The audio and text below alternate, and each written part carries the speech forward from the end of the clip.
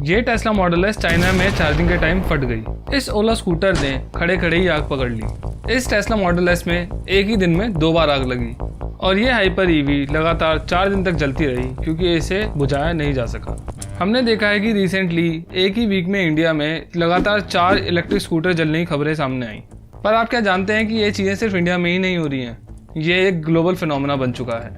चाहे अमेरिका की टेस्ला हो, इंडिया का ओला, चाइना का पूरा एक ईवी बस स्टैंड या फिर दुनिया की सबसे महंगी हाइपर ईवी हो, दुनिया भर में हर तरह की ईवी आग की चपेट में आ चुकी है। और इस बात से कोई फर्क नहीं पड़ता है कि उनकी कीमत 1 लाख है या 8 करोड़, सभी ईवीज में लिथियम आयन बैटरी ही यूज होती हैं, जो कि बहुत ही एफिशिएंट बैटरी मानी जाती है व्हीकल्स को एक्सटेंडेड रेंज प्रोवाइड करने में। पर इन बैटरी के साथ एक बहुत बड़ी प्रॉब्लम आग लगने की भी है। जानेंगे कि आखिर ऐसा क्या हुआ है कि इंडियन गवर्नमेंट को DRDO को लगाना पड़ा है इन ईवी फायर्स की जांच करने के लिए। ये भी जानेंगे कि आखिर वो थर्मल रनअवे क्या है जिसकी वजह से इन ईवीज में बिना बताए ही कभी भी आग लग सकती है। ये भी जानेंगे कि फायर डिपार्टमेंट्स क्यों इन ईवीज की आग को बुझाने में नाकामयाब होते जा रहे हैं और कैसे एक पूरा का पूरा जहाज डूब गया इन ईवीज की फायर की वजह से। ये जानेंगे कि कार कंपनीज ने क्या अल्टरनेटिव ढूंढा है इन लिथियम आयन बैटरीज का। और अंत में ये जानेंगे कि क्या इस टाइम ईवीज लेना समझदारी है। पहले हम जानते हैं कि इंडिया में ईवीज की क्या सिचुएशन है इस टाइम। रिसेंटली इंडिया में अलग अलग जगहों पर ओला इलेक्ट्रिक, ओकिनावा और प्योर ईवी के 4 स्कूटर जलने की खबरें आई। इन चारों ही स्कूटर्स का कोई भी एक्सीडेंट नहीं हुआ था और इसीलिए अब लोगों को ये डर लग रहा है कि क्या हमें इस टाइम ईवी लेनी भी चाहिए। और एक डर सरकार को भी है और वो ये है कि ईवीज के एक साथ इतने सारे इंसिडेंट्स होने की वजह से जो ईवीज को लेके पूरा माहौल बना हुआ है वो कहीं ट्रैक से ना उतर जाए। और इसीलिए उन्होंने इस पूरे सिनेरियो की जांच करने के लिए टीम का गठन किया है जो इसके ऊपर अपनी रिपोर्ट भी सबमिट करेगी। इंडिया में इसके अलावा भी कई इंसिडेंट्स हुए हैं, पर ईवी फायर्स को लेके यूएस और चाइना जैसे देशों में जितने इंसिडेंट्स होते हैं उसके मुकाबले इंडिया में बहुत ही कम इंसिडेंट्स हुए हैं। टेस्ला जो एक ईवी में रेवोल्यूशन लाने वाली कंपनी है और जिसे सबसे ज़्यादा एडवांस भी माना जाता है, उनकी आज तक 160 कार्स जल चुकी हैं और इसी तरह GM और निसान जैसी कंपनीज की भी गाड़ियां जली हैं। और इसके चलते कंपनीज ने भारी मात्रा में अपनी गाड़ियों को रिकॉल भी करा है।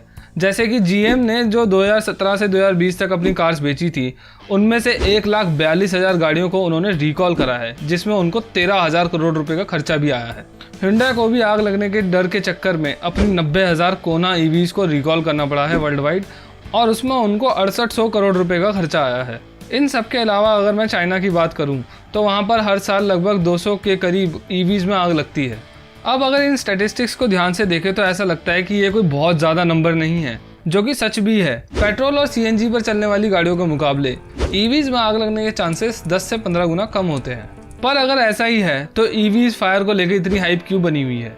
दरअसल इसके 2 कारण हैं, जिसमें से पहली तो यही बात है कि ईवी को लोग एक आइडियल व्हीकल समझ रहे थे और क्योंकि इसमें कोई कंबस्टेबल फ्यूल नहीं है पेट्रोल और CNG की तरह, तो लोगों को ये लग रहा था कि इनमें आग लगने के चांसेस ना के बराबर हैं। इसके अलावा इन ईवी फायर्स ने जो हाइप पकड़ रखी है, जो बल्कि बड़ा रीज़न मैं कहूँगा, वो अपेरेंटली ईवीज में बिना किसी रीज़न के आग लगना है और आग का बहुत ज़्यादा खतरनाक होना है। ये आग इतनी ज़्यादा खतरनाक होती है कि इनको बुझाया भी नहीं जा सकता है। ज़्यादातर मामलों में यही देखा गया है कि जो पेट्रोल व्हीकल में आग लगने का सबसे बड़ा कारण होता है वो कोलिजन ही होता है। उसके बाद फ्यूल लीकेज होना या शॉर्ट सर्किट होने जैसी चीज़ें सामने आती हैं और इसीलिए पेट्रोल व्हीकल्स में आग लगने के ज़्यादातर मामले प्रेडिक्टेबल होते हैं। पर ईवीज में ऑलमोस्ट अनप्रिडिक्टेबल है क्योंकि ईवी के ऑलमोस्ट हर केस में मेटल केसिंग के अंदर बंद जो बैटरी पैक होता है उसमें आग लगना चालू होती है और इसका पता तभी चल पाता है जब बैटरी पैक में से धुआं निकलना चालू होता है, जो कि इंडिकेट करता है कि बैटरी पैक में थर्मल रनअवे हो चुका है।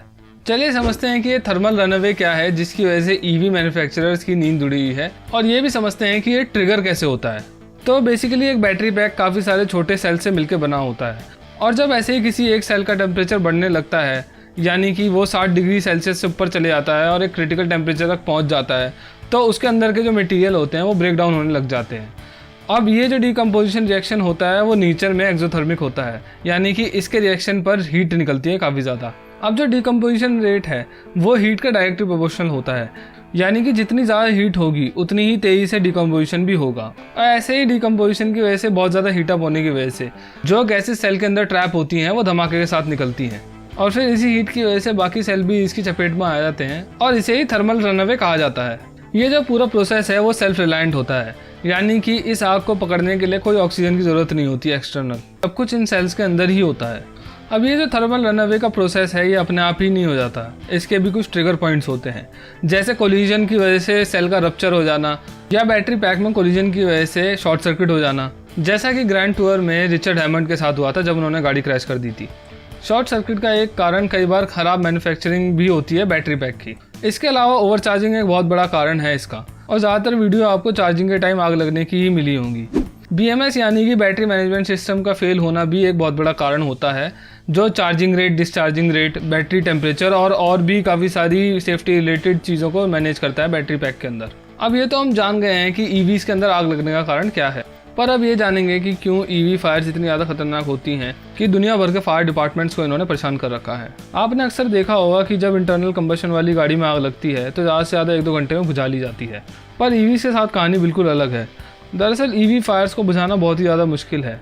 कुछ मामलों में तो ये बुझ जाती है, पर ज़्यादातर मामलों में यही देखने को मिला है जब तक बैटरी पैक का एक सेल नहीं जल जाता तब तक इन इलेक्ट्रिक व्हीकल्स की आग नहीं बुझती है। और उसका पहला रीज़न तो बैटरी पैक के अंदर थर्मल रनअवे होना है। जैसा मैंने पहले बताया कि लिथियम आयन बैटरी में लगने वाली आग सेल्फ सस्टेनेबल होती है, तो वैसे ही इसको बुझा पाना बहुत मुश्किल होता है। उसके ऊपर से बैटरी पैक मेटल केसिंग के अंदर बंद होते हैं, तो इनको डायरेक्टली एक्सटिंग्विश करना और भी ज़्यादा मुश्किल हो जाता है। इसके अलावा EVs के जलते टाइम का तापमान 2700 डिग्री सेल्सियस रिकॉर्ड किया गया है। वहीं एक IC इंजन वाली गाड़ी का तापमान 800 डिग्री तक होता है, यानी कि 3 गुना से भी ज़्यादा का फ़र्क। अब इन्हीं सब फैक्टर्स की वजह से एक EV फायर को बुझाने में काफ़ी ज़्यादा टाइम लगता है, पर कितना, चलिए कुछ एग्जाम्पल से समझते हैं। पहले तो ये एक टेस्ला का एग्जाम्पल ले लेते हैं।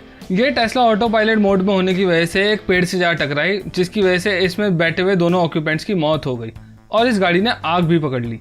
अब इस आग को बुझाने के लिए लगभग 8 फायर फाइटर्स को 7 घंटे तक लगना पड़ा और इसमें लगभग 1,27,000 लीटर पानी की ज़रूरत पड़ी, जो वही डिपार्टमेंट बताता है कि उनको इतने पानी की ज़रूरत लगभग 1 महीने में पड़ती है। अगर इसे नॉर्मल कार की आग से कंपेयर किया जाए तो उसको बुझाने के लिए लगभग 1400 लीटर पानी की ही ज़रूरत पड़ती है, ऐसा वो फायर डिपार्टमेंट बताता है। लंबी चलने वाली फायर्स का एक बहुत ही एक्सट्रीम एग्जांपल वो रिचर्ड हैमंड का C1 एक्सीडेंट ही है, जिसमें लगभग 5 दिन तक ये गाड़ी चलती रही। बेसिकली फायर का वायलेंट होना और बहुत ज़्यादा लंबा चलना इस बात पे डिपेंड करता है कि उस गाड़ी में कितनी ज़्यादा एनर्जी स्टोर हो सकती है। जो रिचर्ड हैमंड गाड़ी चला रहे थे उसका बैटरी पैक बहुत ही ज़्यादा बड़ा है और वो 2000 हॉर्स पावर प्रोड्यूस करती है।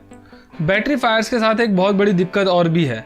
मान लो ये आग अगर बाई चांस बुझ भी जाती है तो इसके फिर से जल उठने का खतरा हमेशा ही बना रहता है, जिसका एक एग्जाम्पल ये टेस्ला कार है, जिसमें टायर शॉप में अपने आप ही आग लग गई और फिर फायर ब्रिगेड ने उसे काफ़ी देर तक मेहनत करने के बाद बुझाया और फिर वो लोग इसे एक गैराज में छोड़ाए, जहाँ पर शाम को इसमें फिर से आग भड़क गई। अब ऐसा इसलिए होता है क्योंकि जो पानी यूज़ होता है इनकी आग को बुझाने के लिए वो अक्सर कुछ देर बाद बैटरी पैक के अंदर फिर से शॉर्ट सर्किट कर देता है। इन बातों के अलावा आपको शायद याद होगा कि रिसेंटली एक खबर आई थी जिसमें एक कार कैरियर शिप में आग लग गई थी, जो कि VW ग्रुप की सारी कार्स को US लेके जा रहा था, जिसमें ऑडीज थी और ज़्यादातर पोर्शे कार्स थी।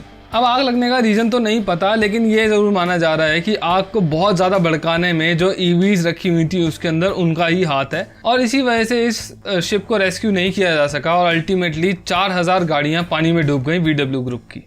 कई बार ऐसा भी देखने में आया है कि फायर ब्रेकआउट होने के बाद कई हफ्तों बाद भी फिर से जल उठती है। अभी वर्ल्ड वाइड फायर डिपार्टमेंट्स के लिए कोई भी नॉर्म्स नहीं है EV फायर्स को लेकर, पर कुछ यूरोपियन देशों ने इसका अलग ही सोल्यूशन निकाला है।